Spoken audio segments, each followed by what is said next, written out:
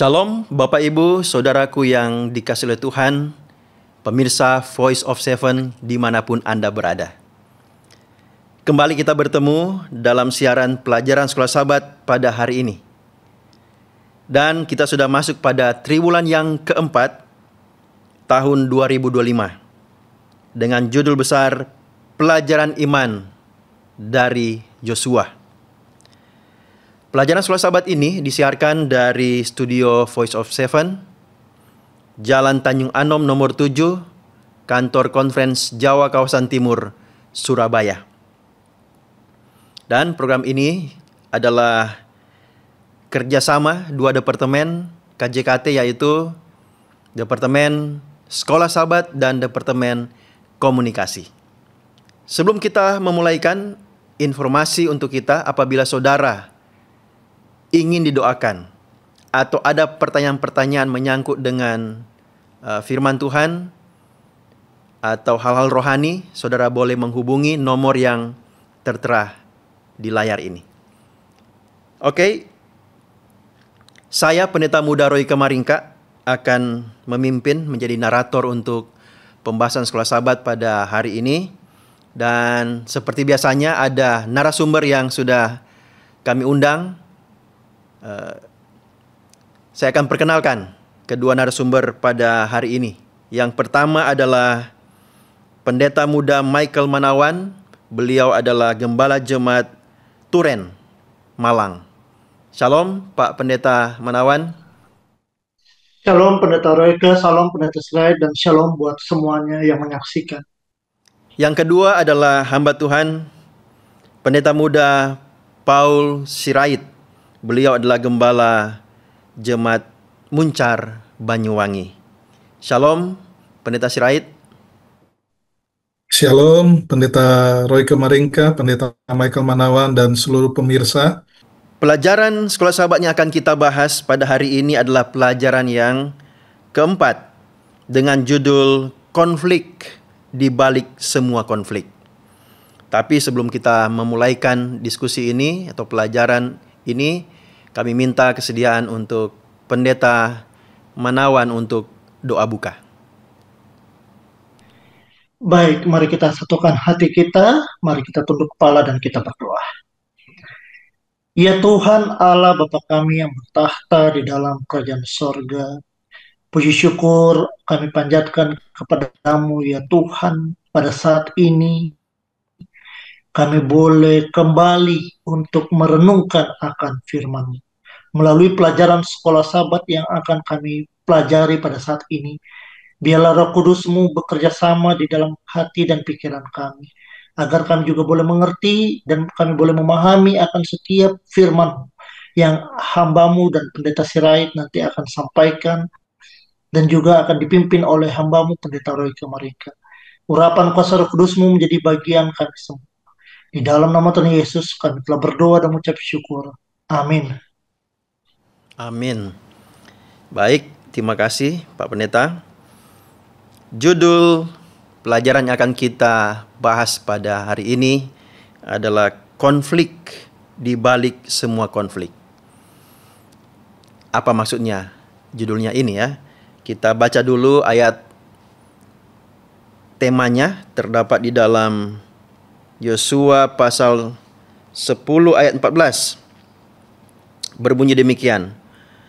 Belum pernah ada hari seperti itu, baik dahulu maupun kemudian, bahwa Tuhan mendengarkan permohonan seorang manusia secara demikian, sebab yang berperang untuk orang Israel ialah Tuhan.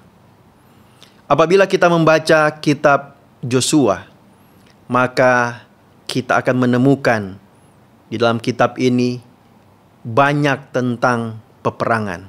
Jadi bisa dikatakan bahwa kitab ini berbicara tentang peperangan. Dan peperangan yang dilakukan adalah perintah Tuhan melalui Yosua kepada bangsa Israel untuk menaklukkan Kanaan, tanah perjanjian. Allah mengklaim bahwa dialah pemrakarsa konflik yang keras ini. Jadi Allah lah yang mengatur pertempuran ini. Tetapi kemudian timbul banyak pertanyaan, mengapa Allah yang penuh kasih itu, di sisi yang lain Allah yang memerintahkan peperangan-peperangan yang ada di dunia ini? Kita akan mencoba menjawab pertanyaan-pertanyaan ini melalui pelajaran yang akan kita pelajari, dan yang bagian pertama akan dibahas oleh Pendeta Michael Manawan. Silakan Pak Pendeta. Baik, terima kasih Pendeta Royke atas pendahuluan yang sudah disampaikan. Jadi pelajaran kita pada saat ini berbicara tentang siapa yang dibalik konflik dari semua konflik yang ada di dalam dunia ini, ya.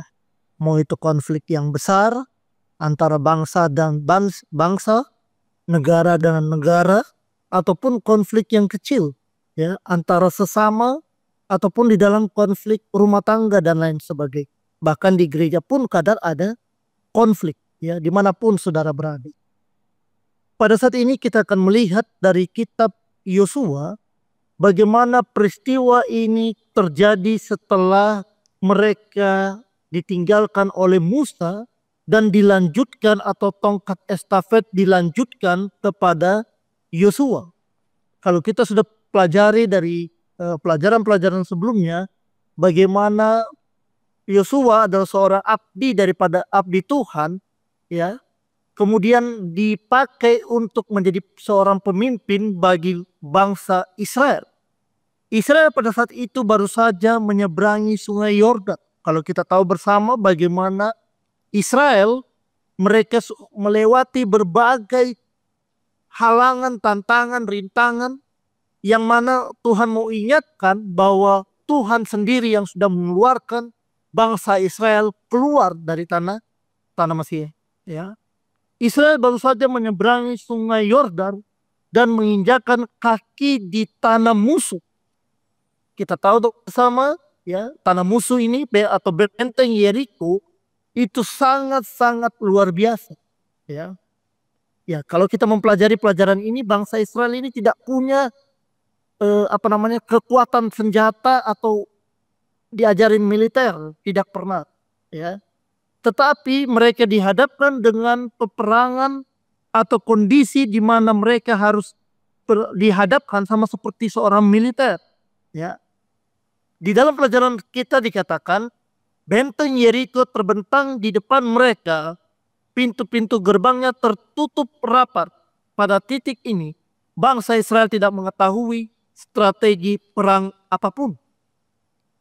Yang mereka bawa, yang mereka punya adalah umban, tombak, dan panah. Nah, bagaimana mereka menghadapi kota yang dibentengi untuk bertahan dalam pengepungan yang lama? Itu makanya dalam Yosua pasal 5 ayat yang ke-13 sampai ayat yang ke-15, ketika Yosua dekat Yeriko, ia melayangkan pandangan. Dilihatnya seorang laki-laki berdiri di depannya dengan pedang terhunus di tangannya. Yosua mendekati dan bertanya kepadanya, "Kawankah atau engkau adalah lawan?" Ya. Jadi Yosua di sini penasaran, ini kawan atau lawan? Ya. Di ayat yang ke-14 dia katakan, "Bukan, tetapi akulah panglima bala tentara Tuhan. Sekarang aku datang." Lalu sujudlah Yosua dengan mukanya ke tanah, menyembah dan berkata kepadanya, "Apa yang akan dilakukan tuanku kepada hambanya ini?" Dan panglima bala tentara Tuhan itu berkata kepada Yosua, "Tanggalkanlah kasutmu dari kakimu, sebab tempat engkau berdiri itu kudus." Dan Yosua berbuat demikian. Kita bisa melihat bagaimana sekuat apapun musuh yang dihadapi oleh Yosua dan bangsa Israel, bagaimana penyertaan Tuhan selalu bersama-sama dengan mereka. Bahkan di dalam ayat yang ke-14, Tuhan berinkarnasi menjadi seorang panglima bala tentara, ya, kalau kita melihat memang tidak kelihatan pasukan daripada Tuhan itu sendiri. Ada banyak malaikat yang bersama dengan dia. Katakan bahwa sekarang aku datang. Dan apa respon daripada Yosua? Dia sujud mukanya ke tanah, menyembah dan berkata kepada apa yang harus saya lakukan? Ya, inilah bagaimana Yosua menghormati Tuhan. Karena dia tahu bahwa Tuhan yang akan membawa bangsa Israel untuk menang dalam sebuah konflik. Dan Tuhan sudah janjikan sebelumnya, kalau saudara baca kitab Keluaran, dia menjanjikan tanah Kanaan. Artinya apa yang sudah dijanjikan ya akan diwujudkan, ya, bukan hanya sekedar janji, tetapi diwujudkan, ya, bahwa bangsa Israel akan masuk ke tanah Kanaan. Jadi ternyata di balik konflik yang ada Tuhan yang menyertai bangsa Israel. Begitu juga dengan kita. Ketika kita dihadapkan dengan konflik yang ada, maka ada Tuhan di sana yang siap menolong saudara dan saya.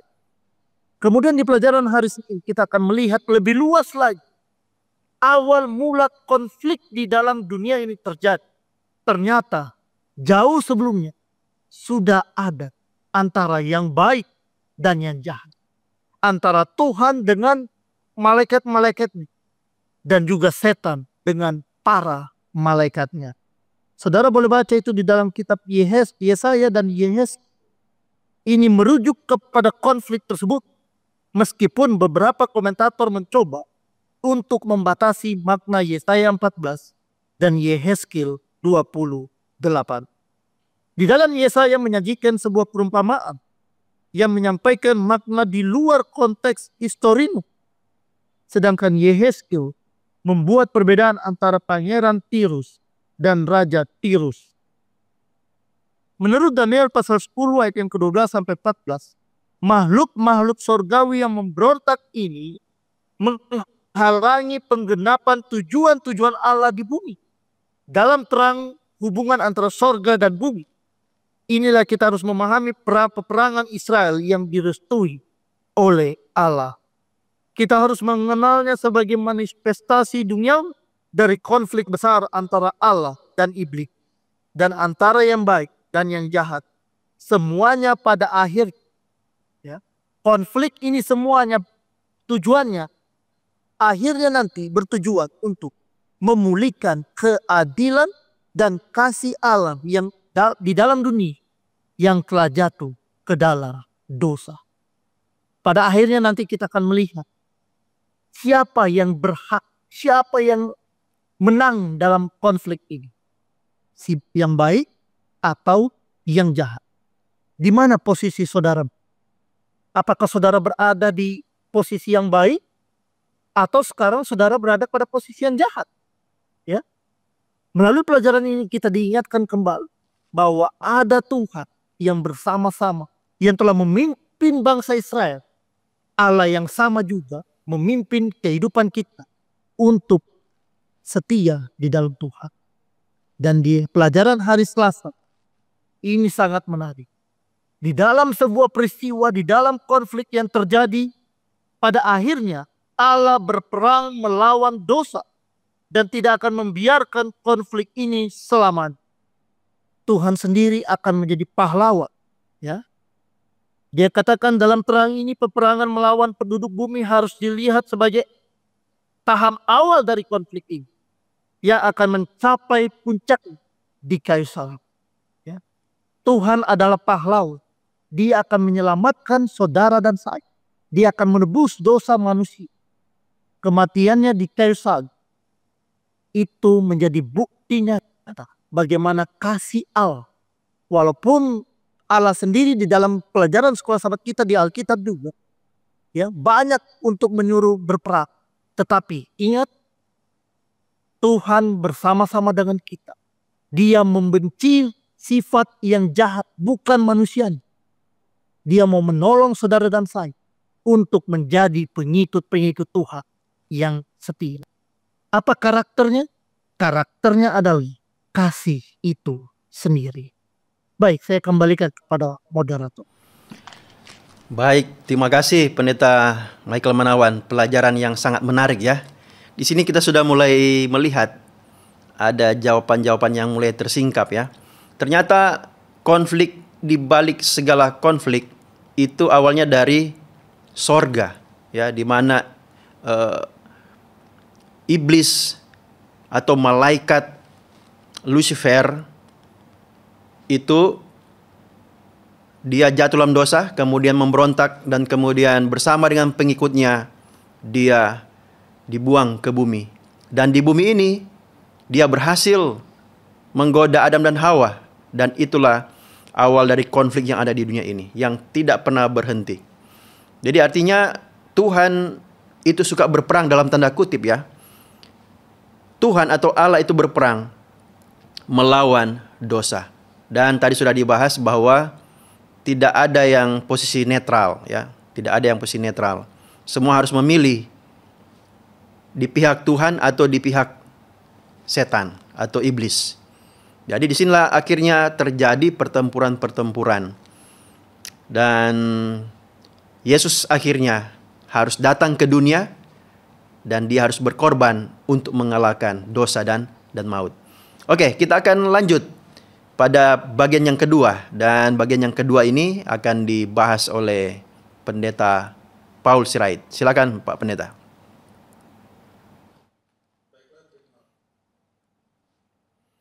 Baiklah, terima kasih Pendeta Maringka, terima kasih Pendeta Michael Manawan yang sudah diberikan pembahasan demi pembahasan. Tadi menarik ya, pada saat dikatakan Allah yang penuh kasih itu apakah suka berperang? Kenapa kok Allah perintahkan peperangan? Nah, kita masuk di pelajaran hari Rabu. Pelajaran hari Rabu ini kilas balik pada saat Joshua memimpin bangsa Israel untuk memasuki tanah Kanaan, ada kilas balik di sana. Itu sebabnya diangkat di dalam kitab Keluaran pasal yang ke-14, ayat yang ke-13. Ini ada beberapa kata kunci di sana. Dikatakan demikian di dalam ayat yang ke-13. Jangan takut, berdirilah teguh, dan kamu akan melihat kelepasan yang akan diberikan Tuhan kepadamu pada hari ini. Rencana awal Tuhan kepada bangsa Israel pada saat mereka keluar dari tanah Mesir untuk menuju tanah Kanaan, dikatakan jangan takut, berdiri teguh, dan melihat. Kata kerjanya hanya melihat, tidak perlu berperang. Itu sebabnya di ayat yang ke-14 dikatakan demikian. Tuhan akan orang Mesir yang kamu lihat hari ini tidak akan pernah kamu lihat lagi. Tuhan akan berperang untukmu.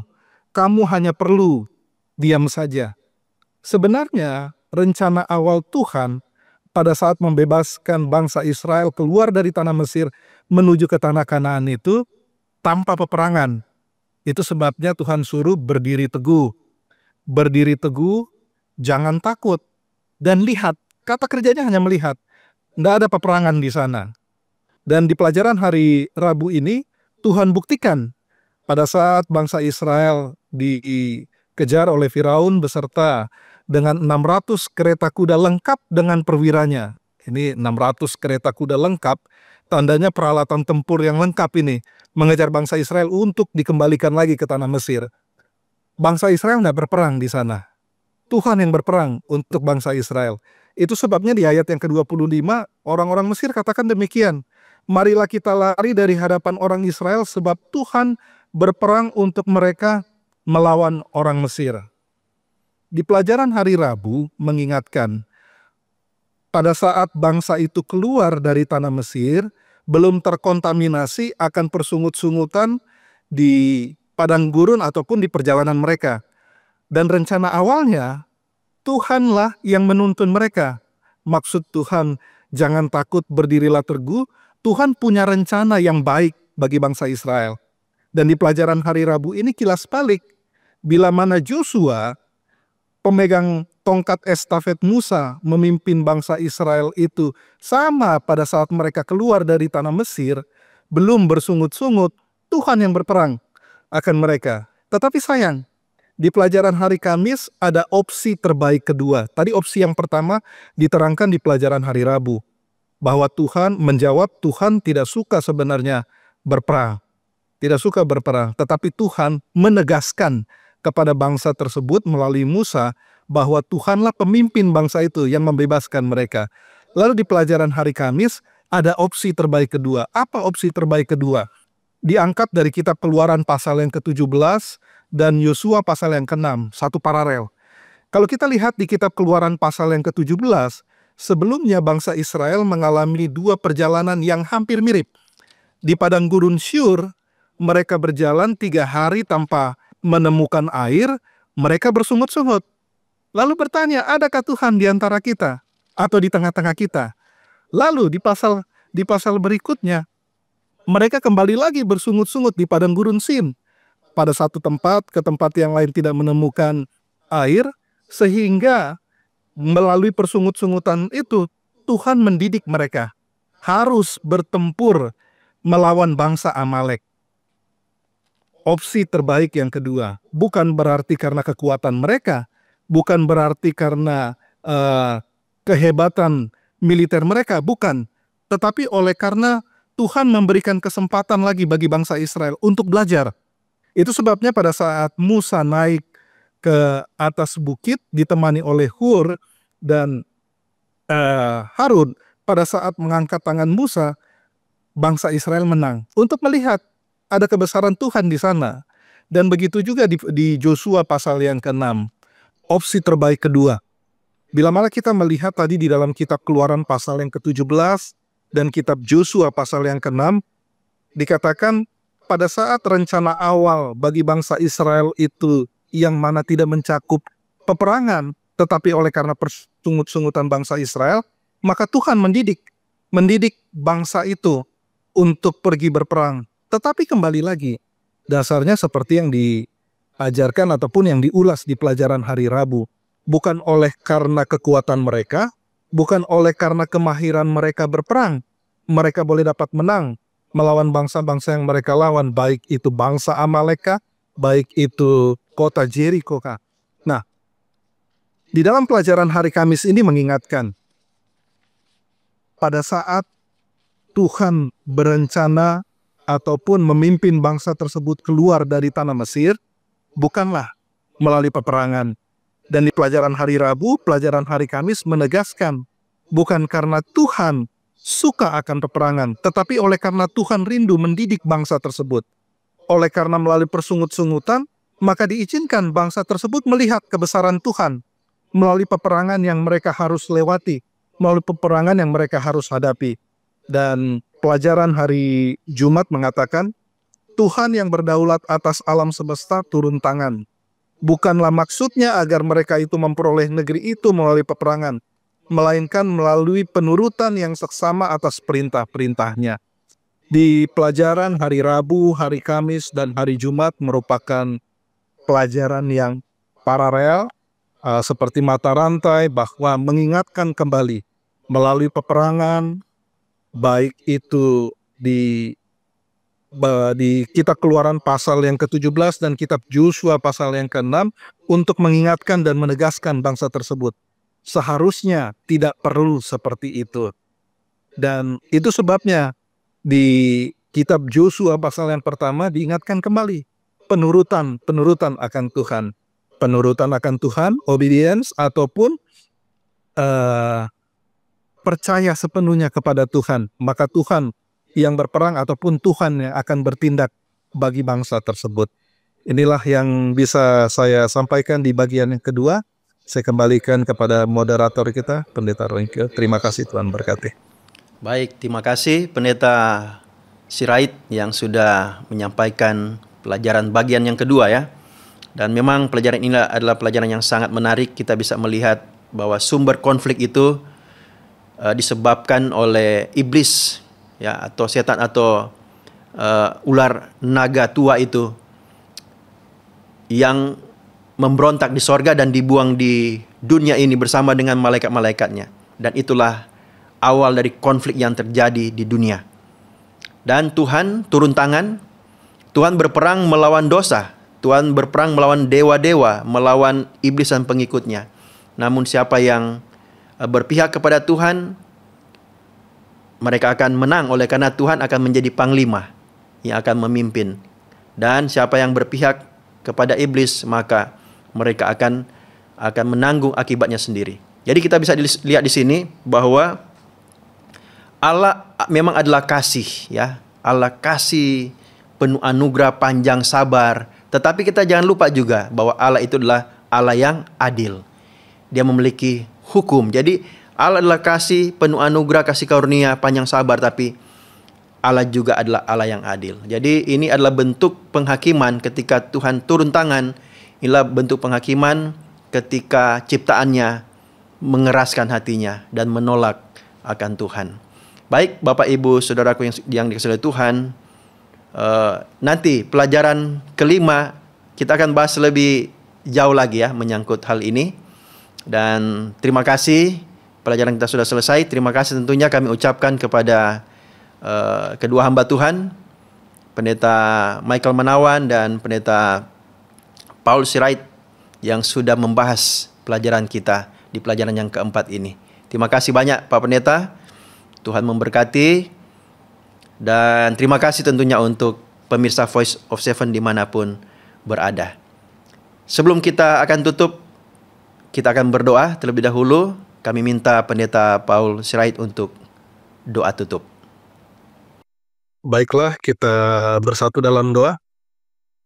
Ya Allah Bapa yang bersemayam bertata dalam kerajaan surga, puji dan syukur Bapa kami panjatkan ke hadapan hadirat-Mu atas segala berkat, tuntunan tangan-Mu yang penuh kasih, yang senantiasa melindungi dan menjagai kami.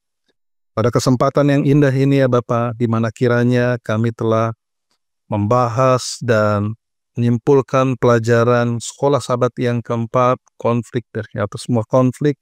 Biarlah kiranya hikmat dari surga saja, melalui urapan Allah kami, Rohul Kudus-Mu saja, yang boleh melengkapi dan memberikan pengertian bagi kami, sehingga pelajaran ini boleh dapat bermakna di dalam kehidupan kami, dan boleh dapat membantu kami bertumbuh di dalam iman, sehingga kami boleh tetap setia dan berada pada sisi-Mu, sehingga pada saat kami menghadapi konflik-konflik di dalam kehidupan kami boleh dapat berserah sepenuhnya kepadamu. Kami boleh dapat menurut ke hadapan hadirat-Mu dan kehidupan kami boleh dapat dimenangkan. Memberkati kegiatan ini ya Bapa, berkati Zoom yang telah kami gunakan, begitu juga dengan program yang telah dijalankan ini. Biarlah kiranya ini boleh menjadi berkat bagi umat-umat Tuhan, pemirsa dimanapun mereka berada. Memberkati Conference Jawa Kawasan Timur di dalam pelayanannya, memberkati juga Pendeta Royke Maringka dan Michael Manawan yang boleh menjadi host dan boleh menjadi narasumber pada kesempatan yang indah ini. Biarlah kiranya berkat-berkat Tuhan senantiasa melimpah di dalam kehidupan mereka. Kami serahkan hidup kami di dalam tangan-Mu ya Bapa. Ampuni kami akan segala dosa pelanggaran kami. Di dalam nama Yesus Kristus, Tuhan dan Juru Selamat kami. Amin. Amin. Baik, terima kasih. Demikianlah pembahasan sekolah sahabat sudah selesai. Sampai bertemu di pelajaran selanjutnya. Tuhan memberkati kita semua.